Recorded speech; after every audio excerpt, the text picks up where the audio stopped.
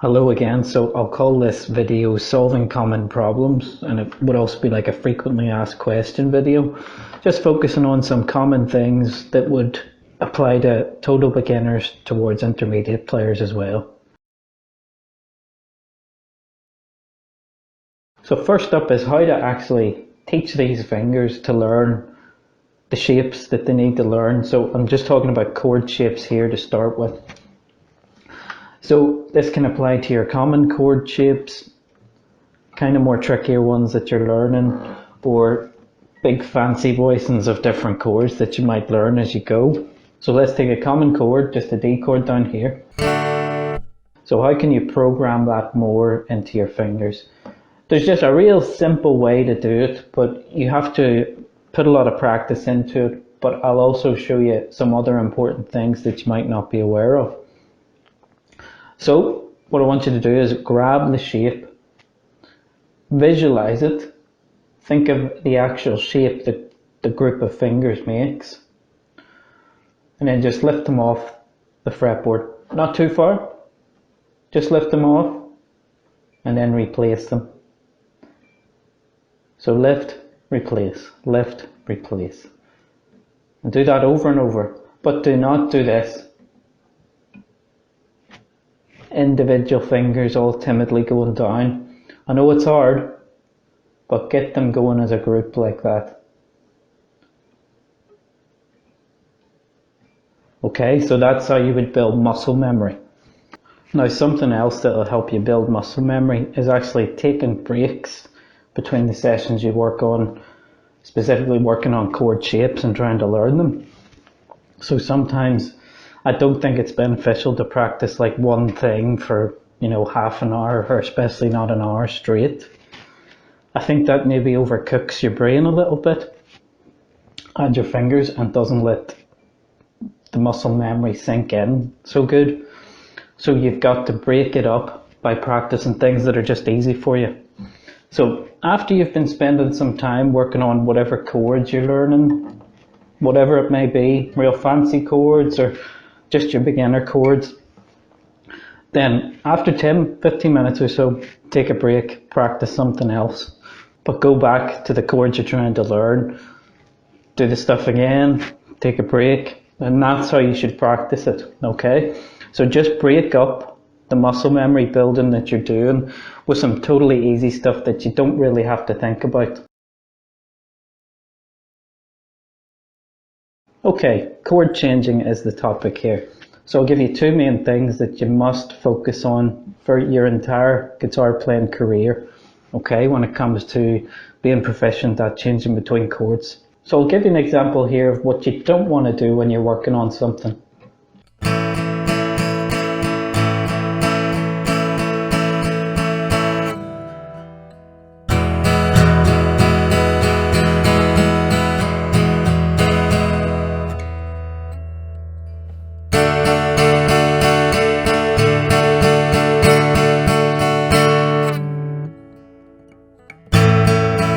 So that was just a little bit of Chasing Cars by Snow Patrol. If you search on this channel, you'll find a video for that lesson. Now, what you've got to do in that situation, when you're changing between chords and you might not necessarily be totally fine with the shapes yet, is this thing. Keep the arm going anyway, even if this side is not totally in sync, even if it sounds rubbish. Keep the rhythm going. The rhythm is the most important part of your strumming. Okay, so I'll give you an example. I'll totally mess up this side, but I'll keep this side going.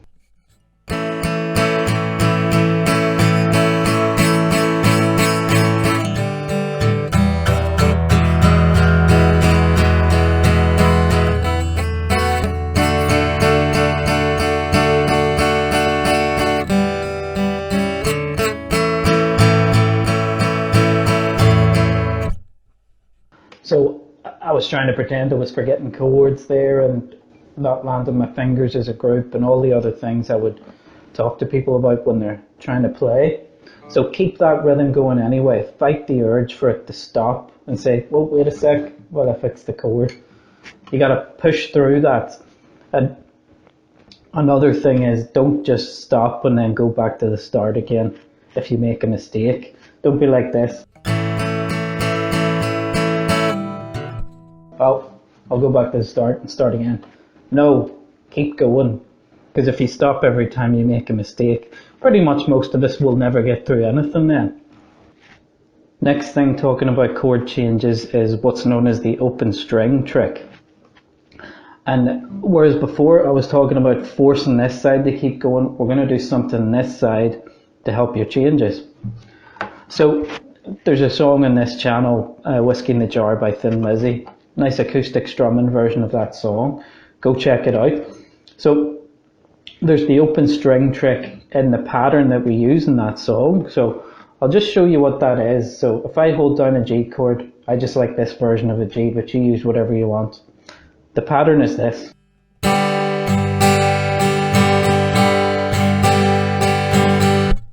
Physically you're doing down, down, up, up, down, up. If you want to count that out, it's 1, 2, and 4, and. And the important thing here is that and at the end of the strumming pattern, or the up at the end. What you must do is use that as your chance to anticipate what's coming after. Lift your fingers off this side kind of early to get them in place for the next chord. So I'll show you what I mean.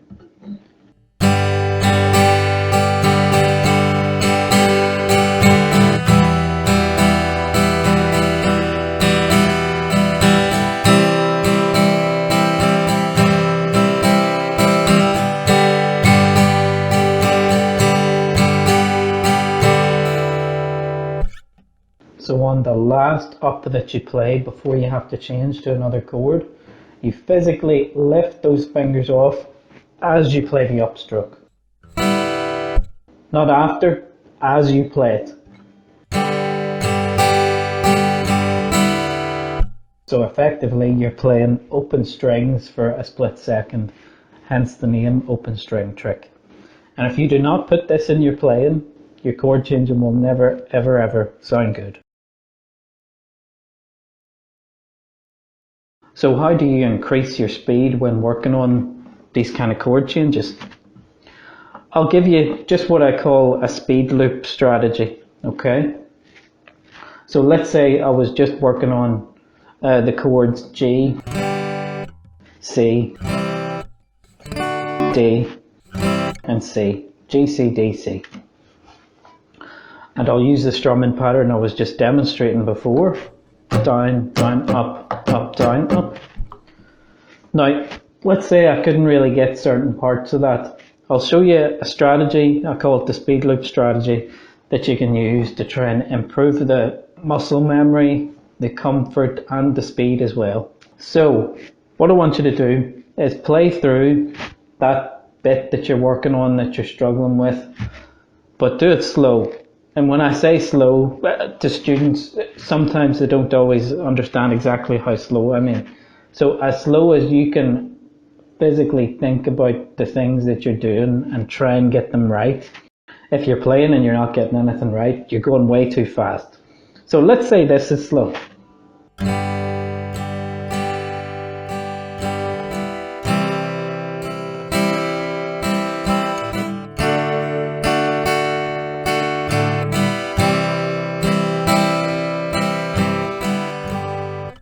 We'll take that.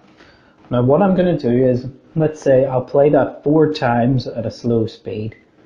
But after that, I'm going to then throw in some fast repetitions of that chord progression. So let's say I'll do 4 slow and 2 pushing it. And it's important to think here that once you go into the pushing it bit, that you do not stop when the mistakes come. Don't worry if it gets all messy and you're hitting the wrong strings and things aren't right. Push through it, because you have to build that plateau that you can think at a bit higher. And we're talking about speed here. You have to learn to think at faster speeds. So let's see how that would go.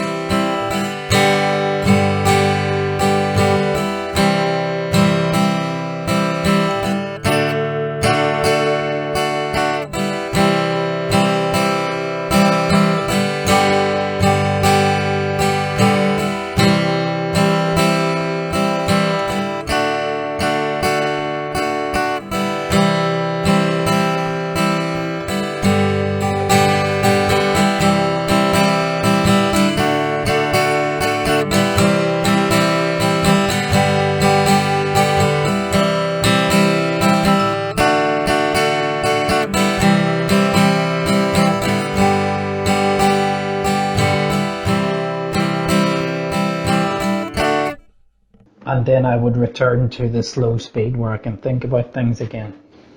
So throw in a couple of fast ones every now and then. So go at a comfortable speed where you can relax and mostly get things right, but deliberately throw in fast ones.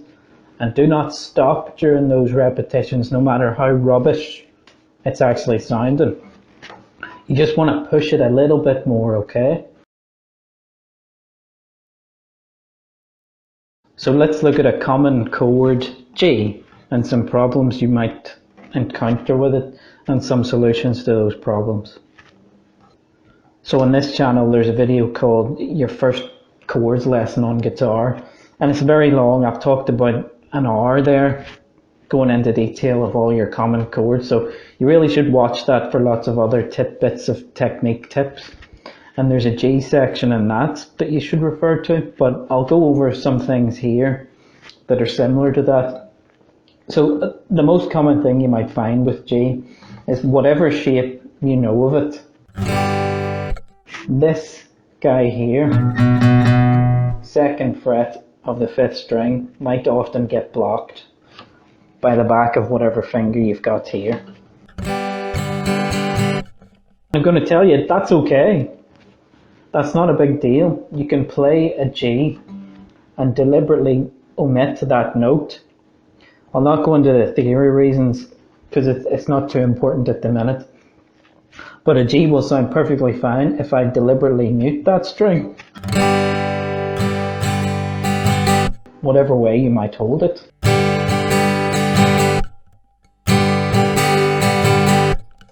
That's no problem at all.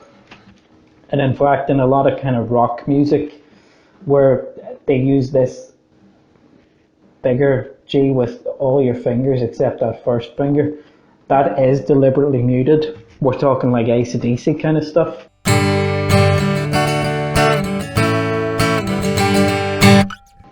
That's deliberately done. So if you're finding problems, I wouldn't worry too much about it. If you want, just leave that string out and focus on getting the rest of the chord nice and clear. On to another problem chord, F. So again, in the video I referred to Your First Chords Lesson on Guitar, just search it on this channel. There's some info about an F chord, but I'll give you some other things here. So there's essentially different levels of an F that you can play, from easy, whatever easy is to you because it's subjective, to more difficult. So the easiest F is this little staircase shape here, where you're just playing string 4, 3 and 2 with this little pattern here. Now that's called an F triad, and all that means is the 3 notes that make up an F chord are within that little pattern, and it's just that little staircase pattern. Now often I would teach F major 7 as people's first F for like an easy F. All you do there is add that open first string. It's kind of like a substitute F, if you will. And then once you start to go further up the levels of difficulty, you can actually bar that first finger across those first 2 strings. So it's barring across 2 notes rather than 1. And of course, the difficulty in that is once you put pressure here, these guys might fall over, the hand contorts, and it's harder to get these notes clear and not hang over other chords. So this might happen. So what I would say to you is, 1, even if that happens, work on the shape anyway. Just worry about getting the shape right. And you've just got to be patient with how good it's going to sound in time. As long as you try and build the muscle memory and the comfort, it will get a bit better as time goes on. So just patience with that. And think back to the muscle memory building technique I was talking about at the start of the video. But something else you can do is use a different F shape that's still an F chord, but it just doesn't use that skinny first string. So we could do this F here, which is perfectly legitimate, but you're not using the low E or the high E string, so ignore the two extreme strings on the guitar. And you've got this shape here.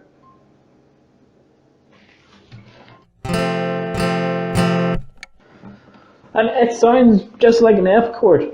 It'll sound great whenever you need an F. You can use that in a song.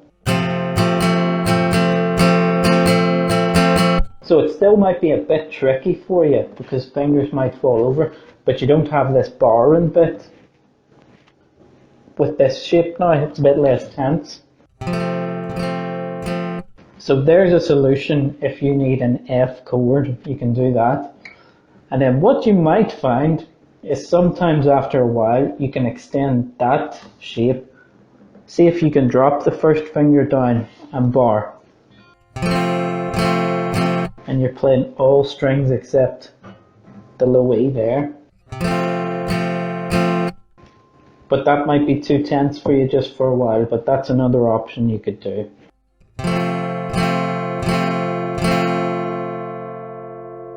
And there's one more level, so if this is new to you, you can just watch it for information purposes, but don't worry just yet, because if you try it and you've never done it before, it might be difficult. So we took that shape there, where you're leaving out both E strings. Now, what I want you to do is, the thumb position is very important for these shapes, okay? So the thumb is pretty much behind where this middle finger is.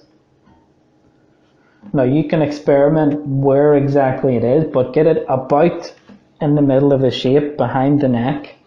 Don't be pushing in with the thumb, but the reason we're doing that is to get these fingers nice and upright. Then take this first finger off, try and maintain this shape, okay? What you can do to play a full F bar chord, it would be called, is get this first finger and lay it across as if it's a capo. Now that might be pretty difficult if you've never done that. So the key to getting that is being able to do this posture and then just lay the first finger down without it altering this shape too much that you've got going over here. It'll probably sound like this at times. Again, if that's the case, don't worry about it so much yet. Just try and get comfortable with the shape, and the strength will come over time. But what I do suggest with the F chord, be realistic about where you are in your playing and choose an appropriate F shape for where you are that you can actually use in your playing.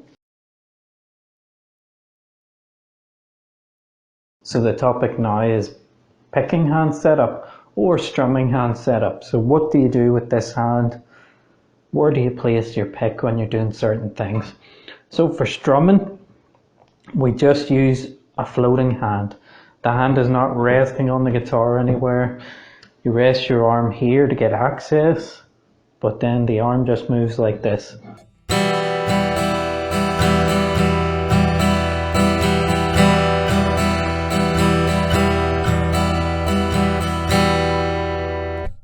Now, if you're playing a little melody line, let's say like this.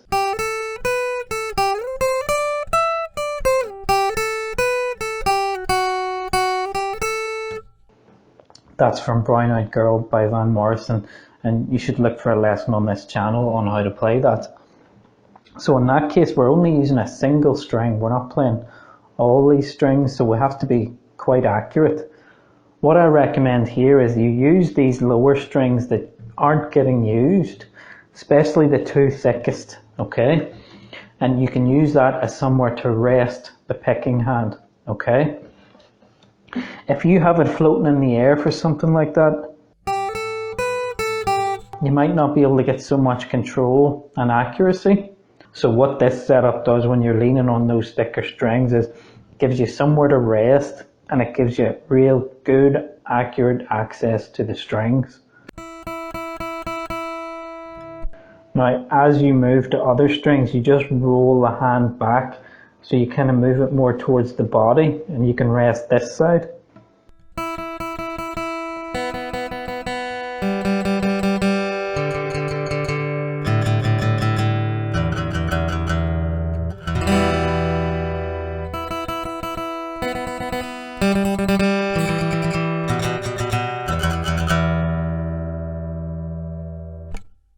Now, sometimes different situations cause for different way to play things. So if I was to play a little part from Chasing Cars by Snow Patrol, if you look in this channel, there's a lesson for that song as well. There's a little part in it that goes like this.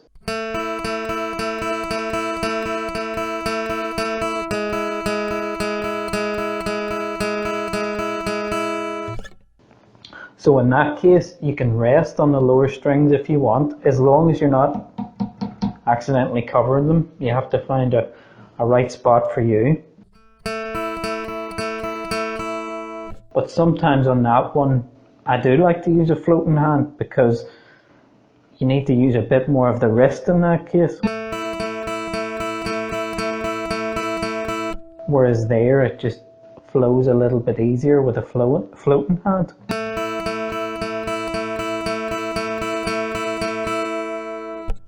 But it maybe doesn't always feel as controlled as when you're leaning here. So these things are a judgment call on your part for what you're playing. And I would always say practice the different techniques of where you set up the picking hand. Practice always so that you can get used to doing what's best for you. Another situation where you would have to think about this kind of thing is where you're kind of picking through chords. So see if you recognize this.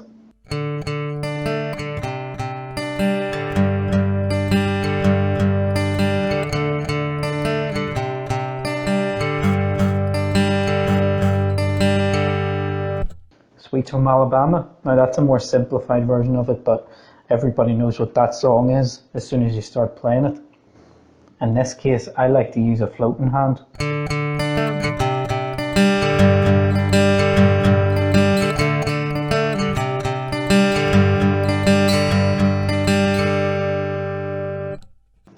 But a lot of people use an anchoring technique where they're not resting this side of the guitar, but they're using this side of the guitar with their little finger or their third finger or both to kind of get a place to rest there and then locate the strings from that position.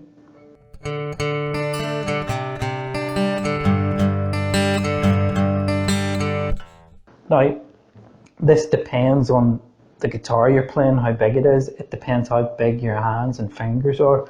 I find that difficult to be accurate because I'm having to lean with the little finger and then come all the way back and search for the strings, and I just don't find it works for me so well.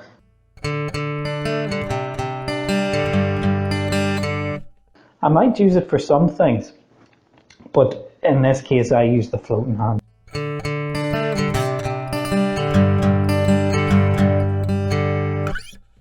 So again, this is a judgment call on your part. I recommend practicing all the various ways to set up your picking and strumming hand, but you've got to do some practice and experimenting to see what works for you.